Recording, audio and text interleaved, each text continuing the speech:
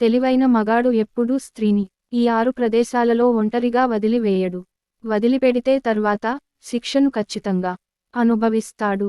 చాణక్యుడు చెప్పిన ఈ 6 విషయాలు స్త్రీల భద్రత మరియు గౌరవాన్ని కాపాడటానికి ఉద్దేశించబడినవి. వీటిని పాటించడం ద్వారా పురుషులు తమ భార్యల పట్ల తమ ఇంట్లోని స్త్రీల పట్ల బాధ్యతను నిర్వర్తించగలరు మరియు వారిని సురక్షితంగా ఉంచగలరు. ఇప్పుడు ఆ విషయాలు ఏమిటో తెలుసుకుందాం. స్త్రీని పుట్టింటిలో ఎక్కువ రోజులు ఏ మగాడు కూడా ఉంచకూడదు. కొంతమంది భర్తలు తమ అతి మంచితనంతో భార్యపై ఉన్న ప్రేమతో తన భార్య చెప్పిన ప్రతి మాటకు తల ఊపుతారు. ఇలాంటి భర్తలను కొంతమంది స్త్రీలు అలుసుగా తీసుకొని తమ పుట్టింటిలో ఎక్కువ రోజులు ఉండడానికి ప్రయత్నిస్తారు. భార్య మాటలు నమ్మి పుట్టింటిలో స్త్రీని ఎవడైతే ఎక్కువ రోజులు ఉంచుతాడో వాడు ఆ తర్వాత భార్య చేత నరకాన్ని ఖచ్చితంగా అనుభవిస్తాడు. భార్య ఇలాంటి భర్తను లోకువగా చూస్తుంది. భార్యను ఒంటరిగా ఎక్కడికి పంపకండి. ఒకవేళ మీకు భార్య వైపు నుండి ఏమైనా ఆస్తి తగాదాలు ఉంటే మీ భార్యను తన సొంత అన్నదమ్ములతో కూడా పంపించవద్దు. గొడవల సమయంలో అత్తవారింటికి వెళ్లడం చాలా ప్రమాదకరం. ఒకవేళ ఇలాంటి మనస్పర్ధలు లేనప్పుడు తన అన్నదమ్ములు, తండ్రి లేదా తల్లి వెంట మాత్రమే పంపించండి. ఇంకెవరి వెంట పంపించవద్దు. అలాగే భార్యను మార్కెట్కు గాని ఇతర ప్రదేశాలకు గాని పంపేటప్పుడు నమ్మకస్తులైన ఆడవాళ్లను తోడుగా పంపండి. లేదంటే మీకు ఖాళీ ఉన్న సమయంలో ఆ పనులు మీరే చేయండి. అంతేగాని భార్యను ఎప్పుడూ ఒంటరిగా పంపకూడదు. ఈ విషయాలు ఖచ్చితంగా గుర్తు పెట్టుకోండి. వరుసకు బావ అయ్యే వారి వద్ద గాని బంధువుల ఇంట్లో గాని భార్యను ఒంటరిగా ఉంచకూడదు. కొంతమంది భర్తలు ఏదైనా శుభకార్యం జరిగినప్పుడు తనకు కుదరనప్పుడు తన భార్యను ఒంటరిగా అక్కడికి పంపిస్తారు. అక్కడికి వెళ్ళిన తర్వాత కొన్ని కారణాల వల్ల తనకు బావ వరుస అయ్యే వారి ఇంట్లో లేదా బంధువుల ఇంట్లో ఉండాల్సి వస్తుంది. ఇలా భార్యను వదిలేస్తే ఆ భర్త యొక్క అమాయకత్వం అందరికీ తెలుస్తుంది. ఎందుకంటే ఈ రోజుల్లో సొంత వారిని నమ్మడానికి కూడా లేదు. బయటకు వెళ్ళిన తర్వాత తన భార్యపై ఎన్ని చెడు కళ్ళు పడతాయో.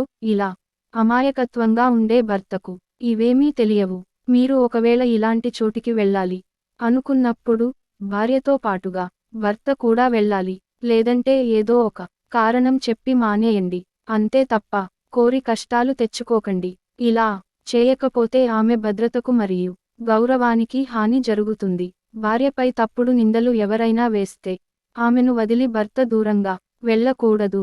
భార్యపై తప్పుడు నిందలు వేసినప్పుడు కొంతమంది భర్తలు ఆ నిందలను నమ్మి భార్యను కొడతారు, తిడతారు, అవమానిస్తారు.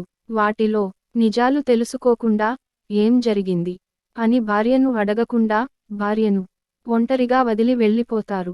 భర్త ఇలా చేయకూడదు.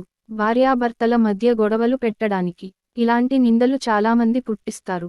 ముందుగా మీ భార్య తప్పు చేసిందో లేదో తెలుసుకోండి. తప్పు చేస్తే ఆ తప్పును నిరూపించి భార్యకు దూరంగా వెళ్ళండి. తప్పు చేయకపోతే తన తప్పు ఏదీ లేదు అని నిరూపించి సమాజంలో తన గౌరవాన్ని కాపాడండి. అప్పుల విషయంలో భార్యను హామీగా ఉంచకూడదు.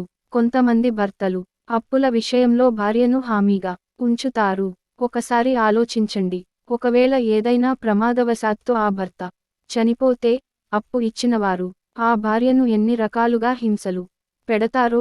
ఒకవేళ ఆ భార్య అప్పును చెల్లించలేని పరిస్థితిలో ఉంటే తనతో తప్పుగా ప్రవర్తించే అవకాశం కూడా ఉంటుంది. ఒక స్త్రీ మగాడిలాగా వాటన్నిటిని ఎదిరించలేదు. ఇలాంటి సమయంలోనే మిత్రులు కూడా శత్రువులుగా మారతారు.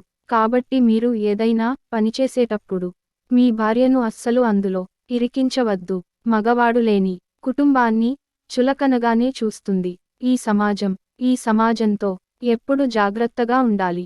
భార్య అనారోగ్యంతో ఉన్నప్పుడు ఆమెను ఒంటరిగా వదిలి వెళ్ళకూడదు. అనారోగ్యంతో ఉన్నప్పుడు భార్యకు శారీరకంగా మానసికంగా భర్త యొక్క మద్దతు కావాలి. ఇలా చేస్తే ఆమె ఆరోగ్యం బాగుపడే అవకాశం ఉంటుంది.